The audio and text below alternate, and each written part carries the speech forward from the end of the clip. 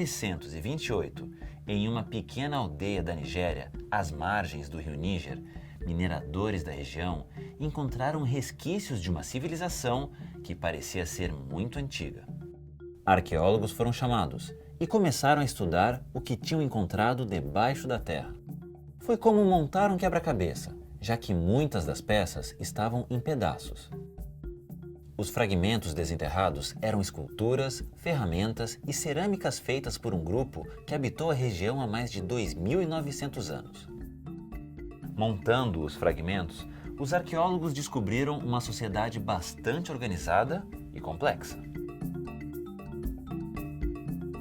Um povo que já dominava o ferro, como foi possível perceber nos objetos encontrados.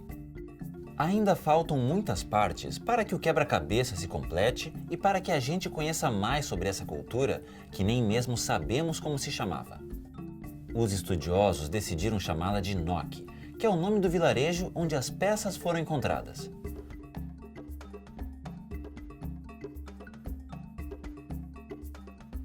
Os motivos que levaram ao desaparecimento dos Nok ainda são um grande mistério.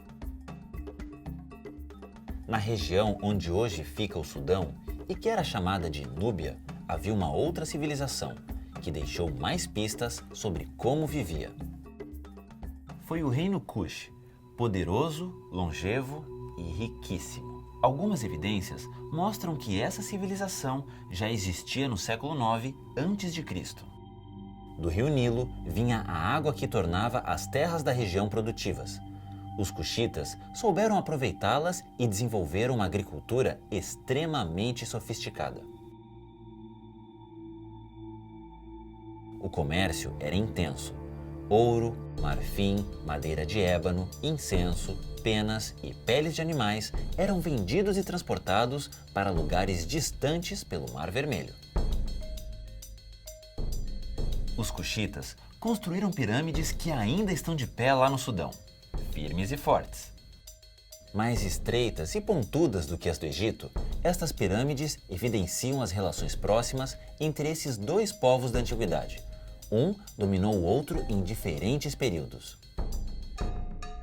Assim como os vizinhos, o reino Kush era politeísta. Isso quer dizer que seus súditos veneravam várias divindades.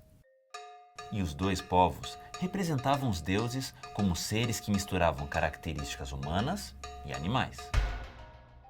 As duas civilizações também tinham em comum a centralização do poder político, que ficava na mão de um rei. No caso dos cuxitas, um faraó negro, ou negra. Ao contrário dos egípcios, na sociedade Kush, as mulheres desempenhavam um papel importante e de liderança. Eles também tinham uma escrita própria.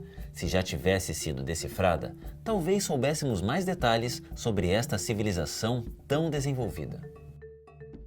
No ano 350, o reino Kush foi dominado pelo Império Axum.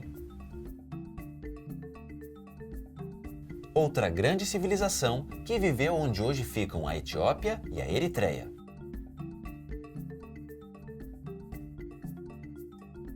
Em uma região banhada pelo Mar Vermelho, os Axumitas tinham na força naval uma de suas principais marcas.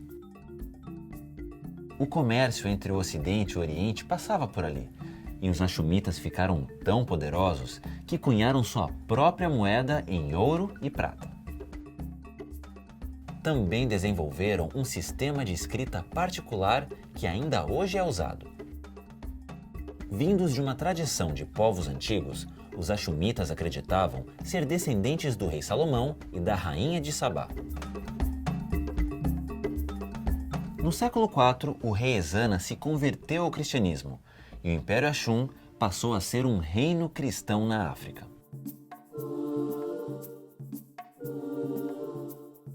São desta época grandes construções religiosas, que existem até hoje, como as 11 igrejas de rocha.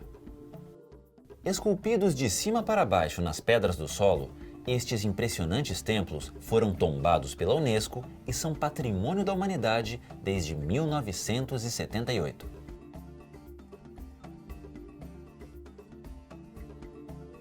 Conhecer parte das trajetórias de importantes reinos e impérios africanos permite desvelar a rica história deste continente. As sociedades que ali se estabeleceram foram responsáveis por criar e desenvolver técnicas e tecnologias que são usadas até hoje.